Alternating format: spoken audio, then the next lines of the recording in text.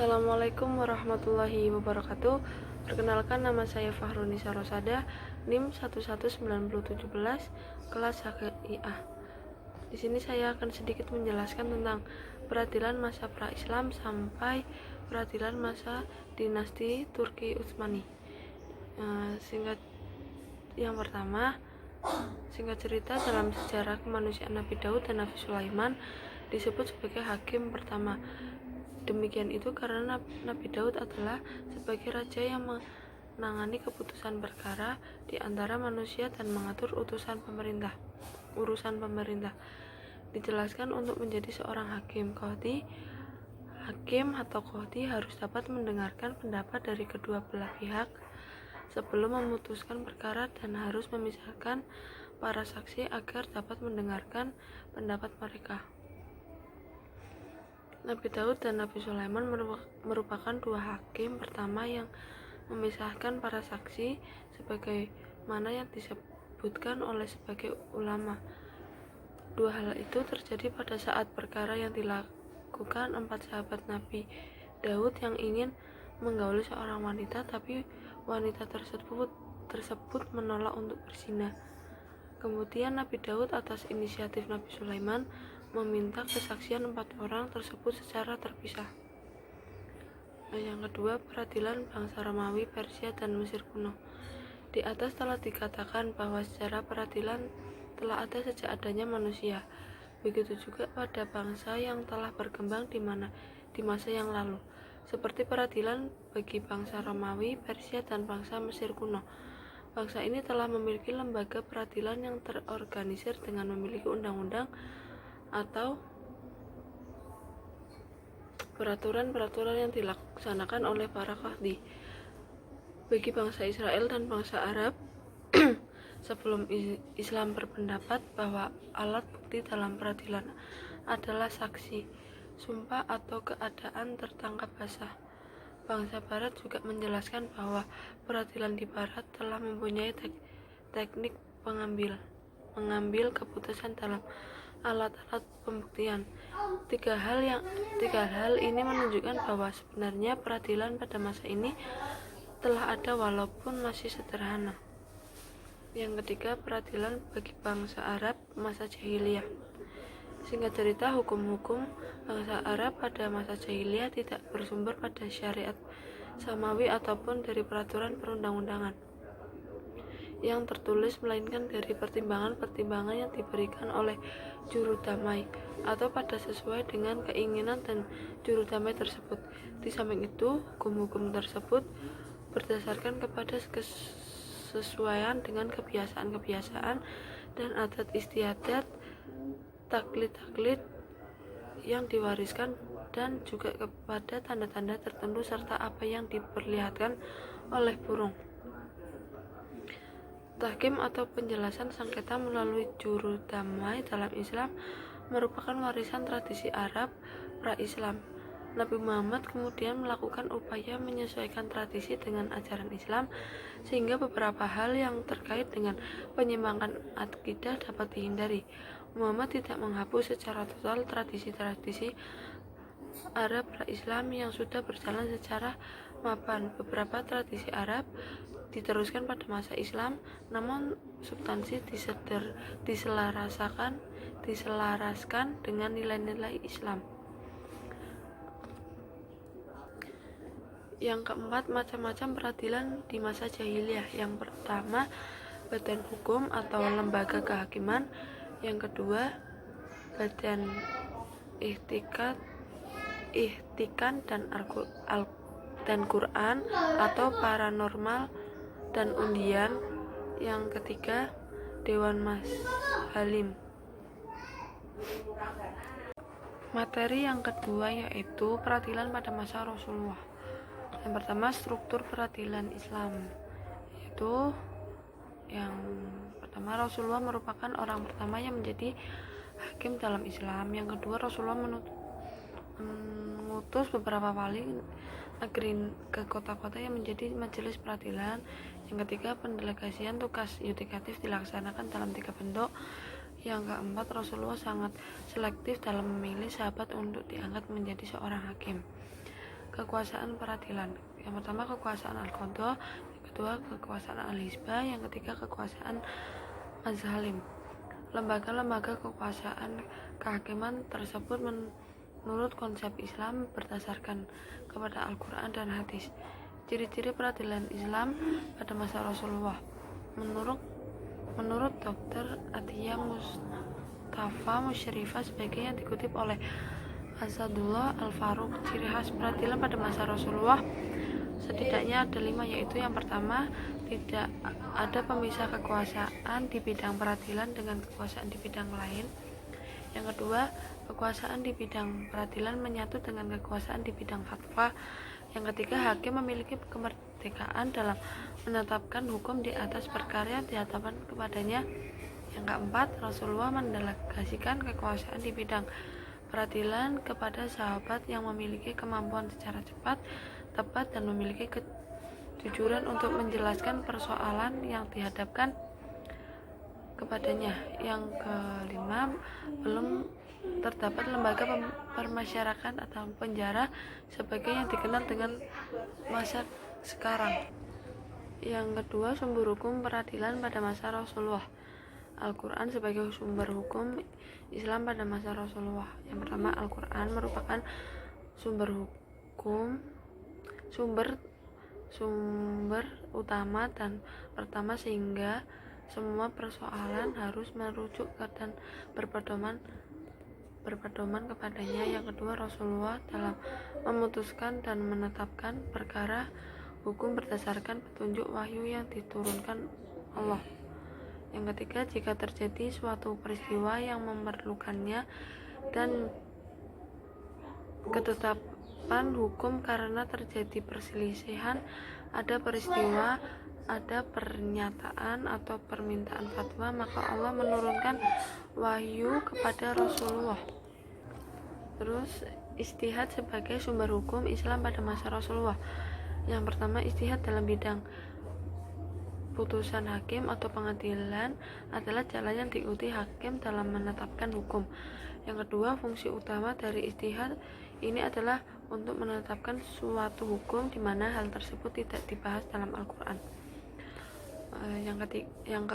Yang ketiga, pada masa Nabi terkadang juga memutuskan suatu perkara dengan ijtihad dalam beberapa hal ketika tidak terdapat nasnya secara eksplisit dalam Al-Quran. Para hakim di zaman Rasulullah yaitu yang pertama Ali bin Abi Thalib, yang kedua Muaz bin Jabal, yang ketiga Amru ibnu As, yang keempat Hudzaifah ibnu Al-Yaman Al-Absyi. Materi yang ketiga yaitu peradilan pada masa Khulafa al-Rasyidin. Yang pertama, sekilas cerita tentang peradilan Abu Bakar As-Siddiq. Pada masa pemerintah Abu Bakar As-Siddiq, keadaan umat Islam tidak jauh berbeda dengan masa Rasulullah, sehingga tidak tampak adanya perkembangan di dalam hukum Islam, khususnya di dalam masalah peradilan. Keadaan peradilan di masa pemerintah Abu Bakar As-Siddiq relatif sama dengan peradilan pada masa Nabi, dan tidak ada suatu perubahan dalam lapangan peradilan. Hal ini disebabkan oleh kesibukan memerangi sebagian orang yang murtad sepeninggalan Rasulullah dan kaum pembangkang yang tidak menunaikan zakat dan urusan-urusan. Di samping belum meluasnya kekuasaan Islam pada masa itu. Yang kedua yaitu sekilas cerita tentang peradilan Umar bin Khattab. Setelah Abu Bakar meninggal dunia, maka tampuk pemerintah beralih ke tangan Umar bin Khattab. Pada masa pemerintah beliau, wilayah kekuasaan Islam semakin bertambah luas dan umat Islam semakin bertambah banyak. Banyak pula masalah yang dihadapinya. Oleh karena kemajuannya sangat begitu pesat, maka bangkitlah qadhi atau hakim untuk menangani perkara yang terjadi di dalam masyarakat. Oleh karena itu, pemisah kekuasaan eksekutif dan yudikatif dirasakan amat mendesak di masa pemerintah Umar bin Khattab. Yang ketiga, sekilas cerita tentang peradilan Utsman bin Affan. Masa pemerintah Utsman bin Affan, Khalifah ketiga tahun 644 sampai 655 Masehi. Di usia 70 tahun pemerintahannya berbau nepotisme karena sifat pribadi beliau yang lemah.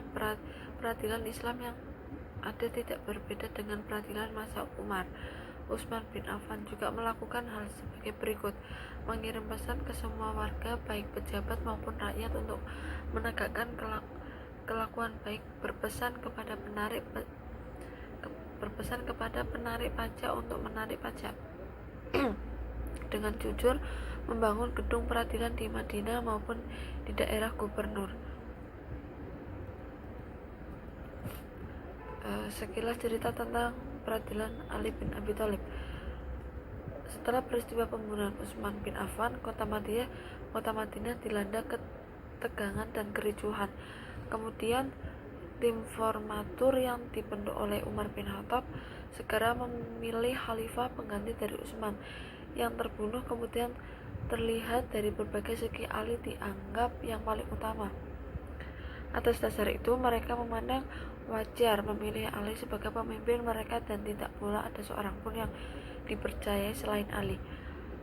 Ali bin Abi Thalib memerintah dari tahun 656 sampai 662 Masehi. Semasa pemerintah Ali tidak banyak dapat berbuat dan membanggakan hukum Islam.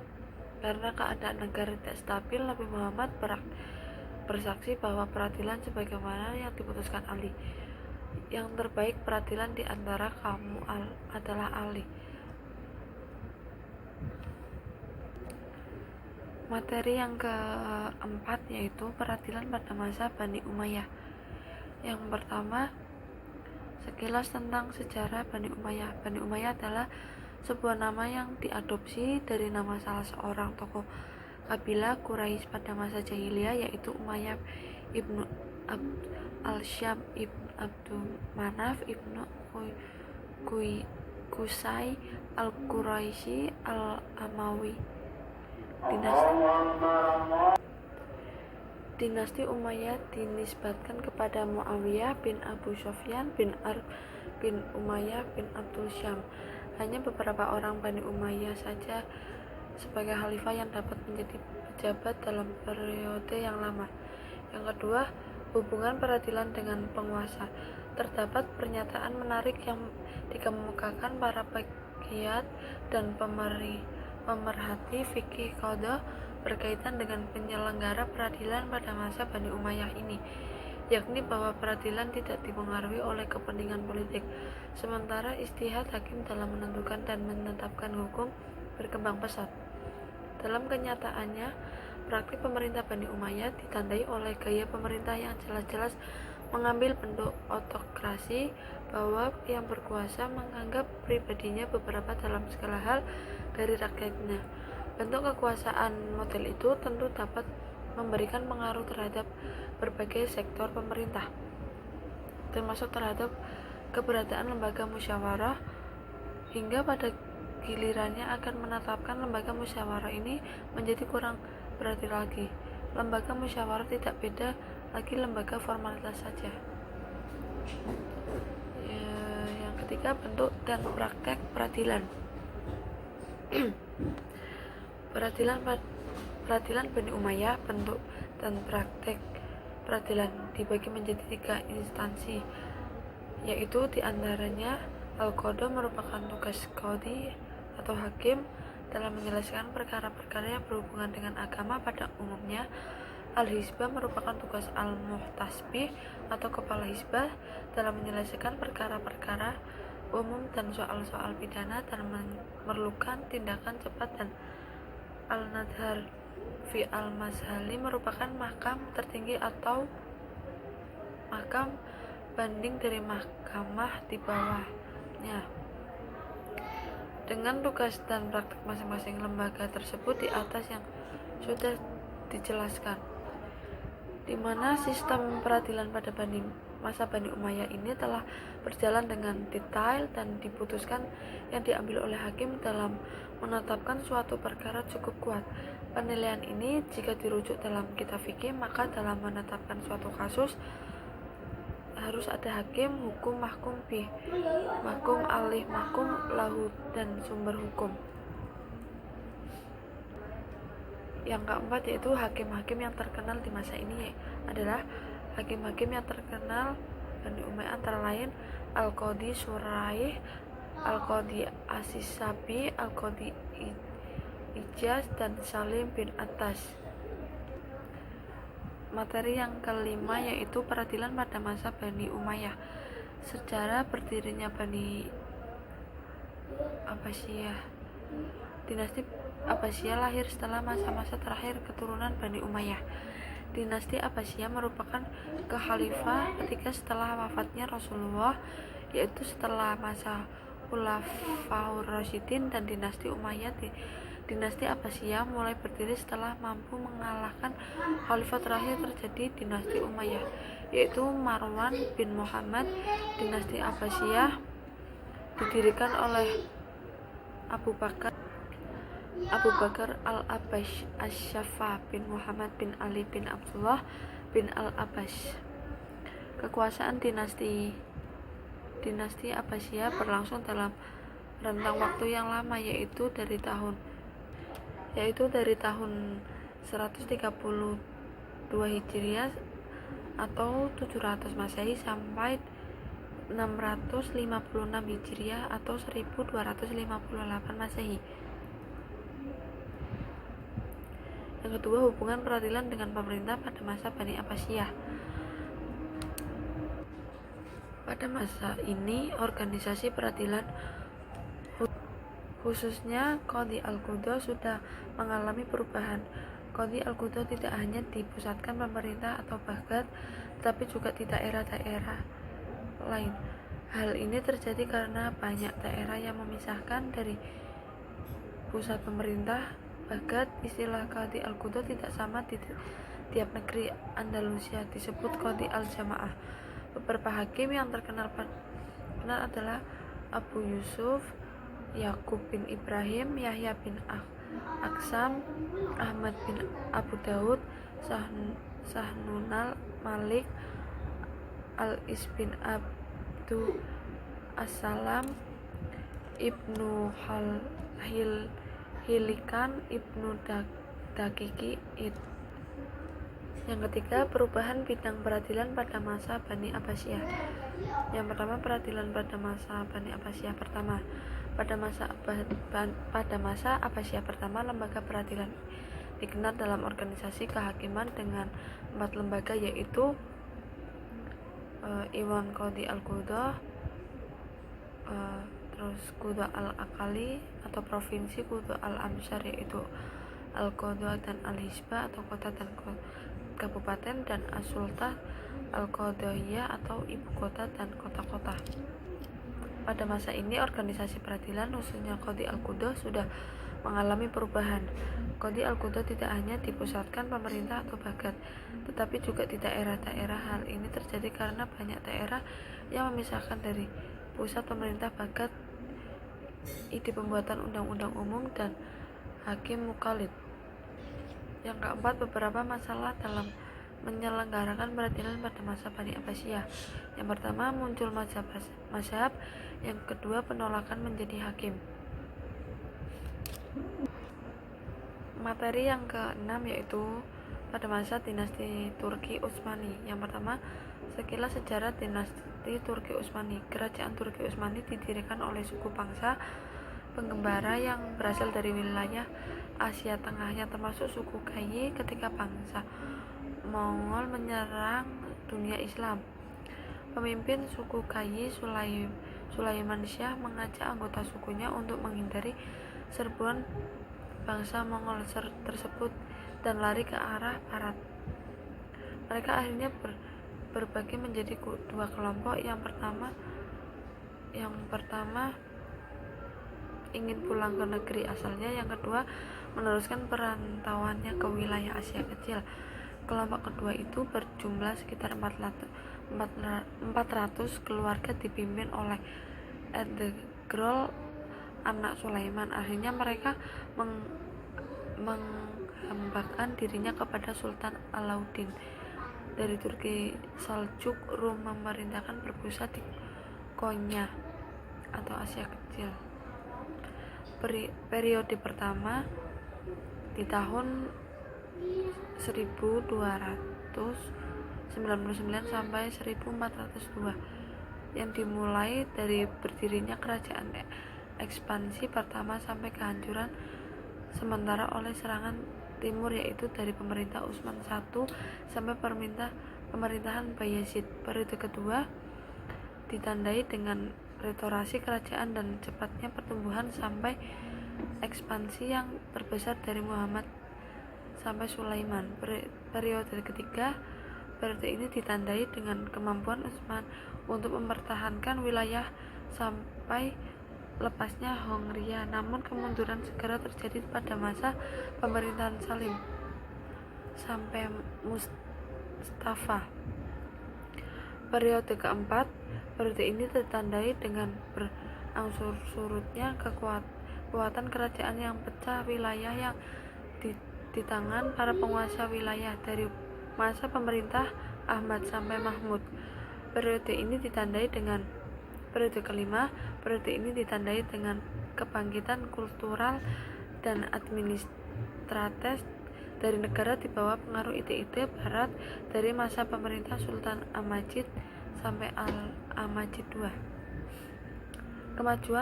Kemajuannya adalah pada bidang militer dan perluasan wilayah, bidang pemerintahan dan perekonomian, dan bidang ilmu pengetahuan. Yang kedua, peradilan Turki Utsmani. Pada masa Turki Utsmani terdapat beberapa bentuk peradilan yang pada saat itu diantaranya al-juz'iyat atau mahkamah atau biasa atau rendah, menyelesaikan perkara pidana dan perdata. Yang kedua, mahkamah al-istinaf atau mahkamah banding, yaitu meneliti dan mengkaji perkara yang berlaku. Yang ketiga, mahkamah al-tamyiz, al-naqd al-ibram atau mahkamah tinggi, yang berwenang mencatat para qadhi yang terbukti melakukan kesalahan dalam menetapkan hukum.